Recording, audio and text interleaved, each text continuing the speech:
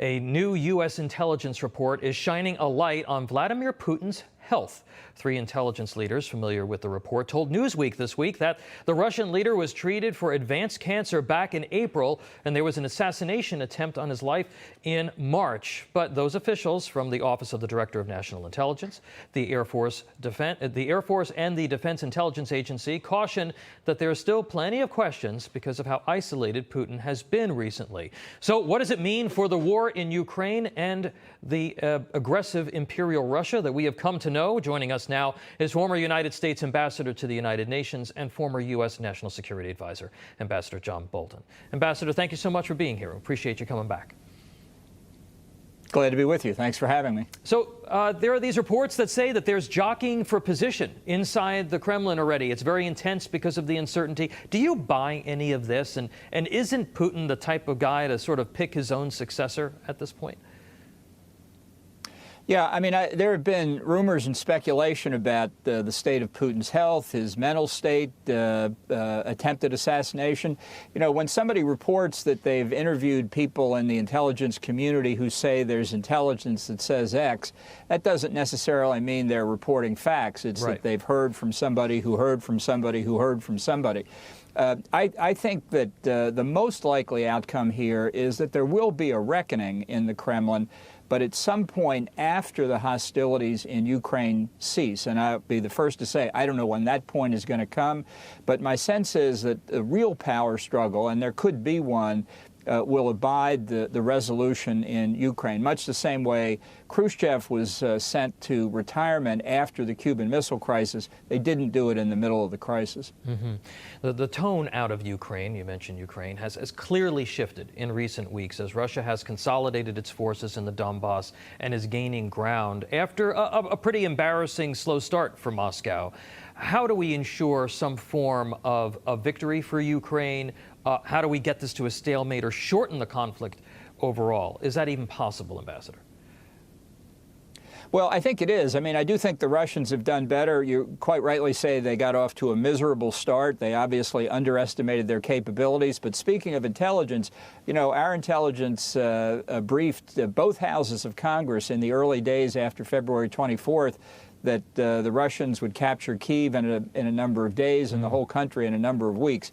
Massive failure of intelligence on our part, too. But right now, I think Americans who want to support Ukraine have to understand and make sure they've persuaded their fellow citizens this could be a long haul. This is a grinding war, and Russia's size alone is attriting Ukraine's forces, puts them in a difficult position.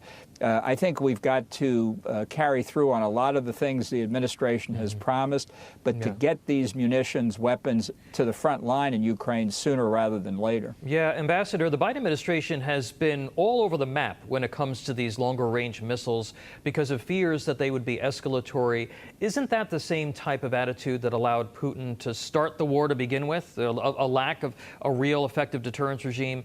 And what should we be doing here? Right. I think clearly what we need to look at when we have time is the failure of Biden's efforts to deter the conflict. We're not happy because we're imposing sanctions on Russia after they invaded. We're not in equipoise about that. This is a tragedy. And it's a tragedy resulting really from the failure of American leadership to establish deterrence to back Putin off. Right now, I think they're engaged in another strategic failure, which is they can't define in the White House what they mean by victory. And, you know, if you don't know where you're going, any road will do. The Ukrainians have done a magnificent job, but support, I think, in Europe particularly, is falling away. And I think we need for America to step up here. I don't have confidence the White House will do that, though. Ambassador, speaking of America stepping up, Russia's blockade of Ukraine ports is starting to impact food supplies worldwide. Should the United States use U.S. naval vessels as escorts for grain along with other naval allies in the Black Sea? Look, I think this is something we should take a serious look at. Some people will say immediately, the same way they ruled out no-fly zones over Ukraine that we might have established, that it will It will upset the Russians, pose an escalatory threat. Let's start over again. The escalation began when Russia invaded. The only thing Ukraine is doing, the only sin they're committing, is defending their country. But it also has a vital role in the international supply of wheat and other grains. And if those grains can't get out, we're going to have problems around the world. So I think together with other NATO allies, we should certainly consider this. I think this is something that can be communicated to the Russians. It's not aimed against them. It's simply a humanitarian effort, as we've done in many other situations in the past, to allow this food to get out. You recently wrote an op-ed piece in the Washington Post called "Biden Must Stop the Promiscuous Publicizing of U.S. Intelligence." I only have about a minute left with you, sir, but talk to us about the damage that's being done here. Yeah, I certainly don't oppose to declassifying intelligence in all cases, but it needs to serve a strategic American purpose. You have to understand what you're trying to do. And I just think the Biden people were fighting their last war here. They looked incompetent, completely out of touch on the withdrawal from Afghanistan, which was a huge strategic mistake. And I think they were trying to show that they knew what was going on. I just don't think it was careful or planned. I'm worried we've given a lot away to our adversaries about what we knew and what we didn't know. It's one more example, and the list is pretty long, of cases where Biden just is not following a larger strategy. It's a day-to-day kind of thing. All right. Ambassador John Bolton, we'll have to leave it there. Thank you so much, as always, for your insight, sir.